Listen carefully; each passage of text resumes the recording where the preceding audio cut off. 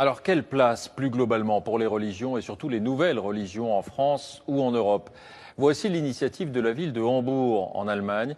Elle a décidé d'instaurer 3 jours fériés pour les fêtes musulmanes, 3 jours qui pourront être chômés comme pour les fêtes chrétiennes. Sur place, reportage Arnaud Boutet, Thomas Senkel. On dit de Hambourg qu'il y souffle un vent de tolérance. À la grande mosquée bleue, les fidèles confirment. Ils viennent d'obtenir des autorités municipales des jours fériés musulmans.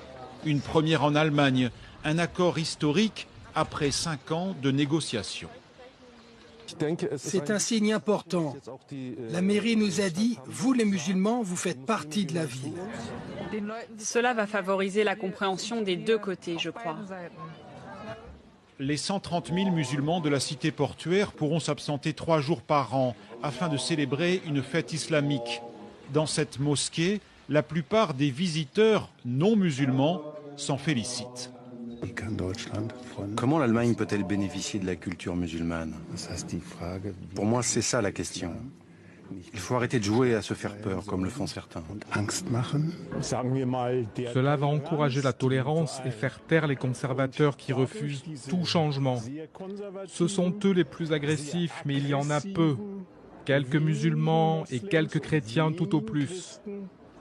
Et pour favoriser le dialogue, l'État contrôle depuis peu les cours de religion musulmane. Quels sont les 5 piliers de l'islam?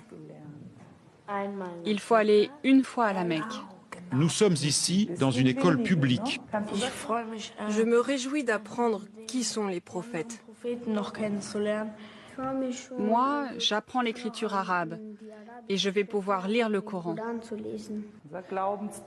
Le professeur et les élèves sont musulmans. Cet enseignement de la foi demeure facultatif. Il associe la religion au principe de la démocratie. Une quarantaine d'établissements tentent l'expérience à l'ouest du pays et d'autres devraient suivre. Et avec la reconnaissance des jours fériés, c'est là un nouveau pari sur l'intégration.